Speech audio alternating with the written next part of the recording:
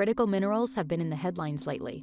We need them for computer chips, EV batteries, even the cell phone you might be watching this video on right now. Critical minerals are, well, critical. But there's one that's recently risen in importance you've probably never heard of: antimony. So, what is antimony? It's a mineral that's used in semiconductors and clean energy, but it's also used in many national defense applications. The military uses antimony to fireproof uniforms and equipment, make night vision goggles, and it's a key component for small and medium caliber ammunition.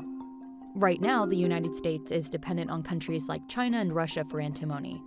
In fact, China, Russia, and Tajikistan hold 90% of the world's supply of antimony. It wasn't always this way, though. Before World War II, the US got our antimony from China. But as fighting in the Pacific worsened, we lost access to the mineral.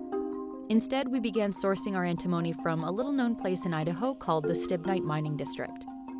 The antimony from Stibnite was a linchpin of the Allied war effort. In fact, the miners were credited with shortening the war by a year and saving 1 million American lives. But following the Allies' victory, U.S. antimony production tapered off, and we became dependent on foreign sources once again. But lately, some people have started asking, what will happen if we once again lose access to our supply? It's a valid question. COVID taught us that supply chains are fragile, and in a time of rising global instability and export bans, it's worth reviewing our options. Right now, the U.S. Department of Defense is looking to the Stibnite Mining District. There's still antimony there. And if we establish a secure and responsibly sourced domestic supply, we'll be betting on ourselves, not China or Russia, to keep our country safe. Changing the way we've done things for decades and preparing for the worst is hard.